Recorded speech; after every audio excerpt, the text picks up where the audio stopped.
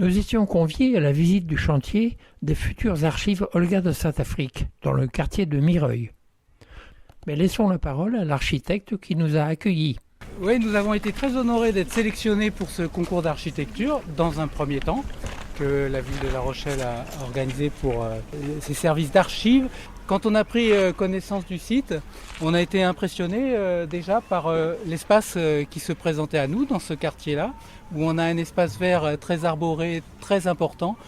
Alors effectivement, l'environnement urbain est bâti, il peut paraître assez imposant, mais il n'est pas d'une densité phénoménale, même si les constructions sont assez élevées. Et je pense que ce qui a guidé un peu notre démarche architecturale, ça a été de s'inscrire dans un site en essayant de travailler avec les qualités de ce site, donc principalement l'intégration à un grand espace vert, l'intégration dans un quartier complètement bâti, mais on ne pouvait pas rivaliser avec la taille du bâtiment, avec la hauteur du bâtiment, avec l'environnement bâti, c'était pas le but. Donc il fallait que l'architecture puisse se démarquer d'une autre façon que par son volume. Donc on était très aidé par un bâtiment public qui existe déjà, qui est l'espace Bernard Giraudot, qui est d'une facture très qualitative, qui a également un objet un petit peu singulier par rapport à ce quartier et par rapport à l'urbanisme général de ce quartier. Donc on a essayé de travailler dans l'esprit d'un bâtiment qui n'était pas forcément très haut, mais qui puisse se singulariser par sa forme, par sa nature, par sa texture. Et on a travaillé dans ce sens-là. Alors on n'a pas fait un copier-coller de Bernard Giraudot, ça ne s'y prêtait pas, le programme ne s'y prêtait pas, mais on a essayé de s'inspirer de ce qu'il exprimait, c'est-à-dire des grands voiles de béton, avec une impression, un relief dans ce béton qui donnait du mouvement à ce bâtiment, qui n'est pas totalement... Même si un bâtiment c'est toujours très statique, immobile, malgré tout il en ressort un certain dynamisme de cette architecture, avec ses formes de courbes, avec cette façade structurée qui fait une allégorie de la danse ou en tout cas du mouvement. Nous on a trouvé une façon d'exprimer le mouvement différente. On a fait effectivement ce jeu de différentes vagues, exactement. On a 3-4 tranches qui forment des vagues successives et qui donne une idée de mouvement. Alors, s'agissant d'un programme qui doit loger qui doit conserver des biens qui sont très précieux, qui sont les archives, c'est la mémoire d'une région, c'est quelque chose de très précieux qui nous enseigne notre passé et qui nous enseigne aussi sur la façon dont on peut envisager l'avenir. À terme, des réserves de muséales qui vont contenir également des objets extrêmement précieux auxquels on attache une très grande valeur.